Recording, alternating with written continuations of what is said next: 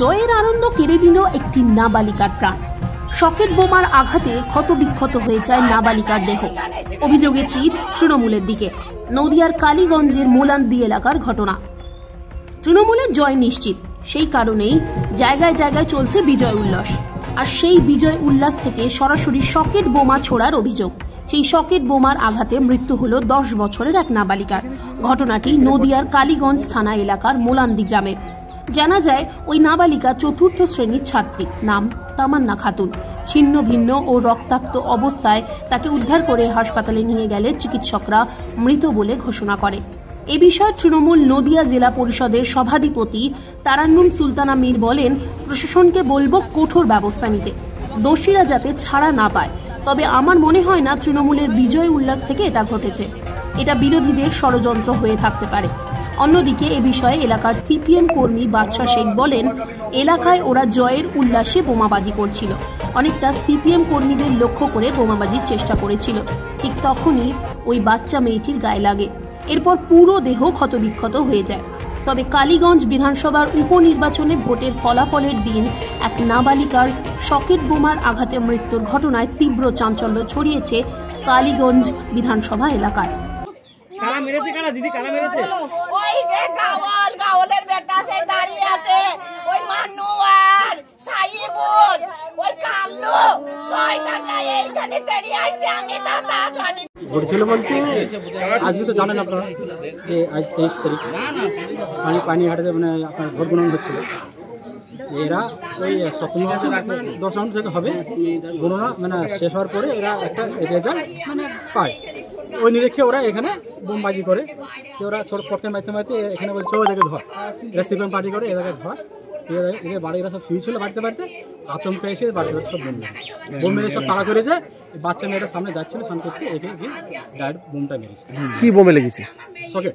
Socket socket বোমে কি ওরা মানে আনন্দ উৎসাহিত করছিল? হ্যাঁ, সকেটের বোমে ওরা আনন্দ করছিল। আগে মারছিল বোমে, তারপরে মানে এটাকে ওরা ওই সকেট বোমে আনন্দ করছিল।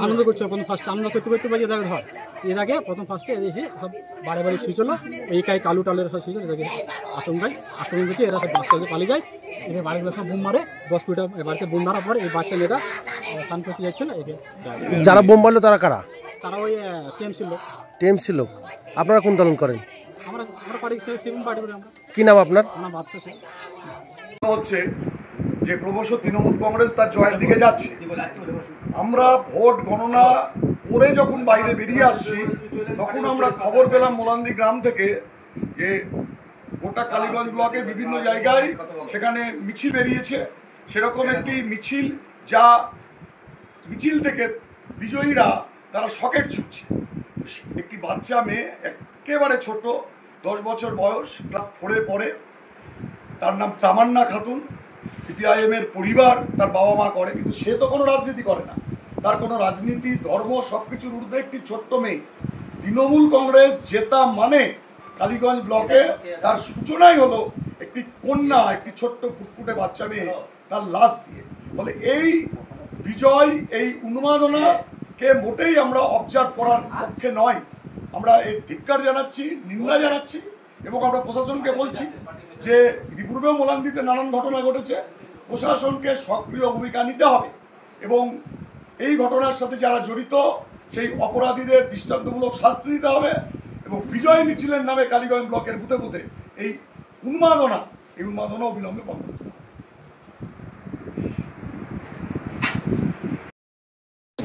একটা অভিযোগ উঠে আসছে, তৃণমূলের বিজয় উল্লাস চলাকালীন শকেট বোমা লেগে একটা নাবালিকার মৃত্যু ঘটেছে। কি বলবেন? আমরা কিছুক্ষণ আগে ঘটনাটা জেনেছি, প্রশাসন কর্মীদের দিয়েছি, প্রশাসন তার মতো কাজ করছে এবং এই ঘটনার সাথে যারা যুক্ত তাদের যাতে কঠোরতম শাস্তি হয় এবং তাদেরকে গ্রেপ্তার করা হয়। মানে একটা জয়ের উল্লাসে শকেট বোমা ফাটাবে এইরকম? দেখুন, জয়ের উল্লাস এখনো কোনো জায়গায় শুরু হয়েছে বলে আমাদের কাছে জানা নেই, কারণ এখন আমরা কাউন্টিং সবাই এখানে অপেক্ষায় আছি। আমাদের প্রার্থী এখানে আছেন, তৃণমূল কংগ্রেসের সর্বস্তরের মানুষ এখানে আছেন।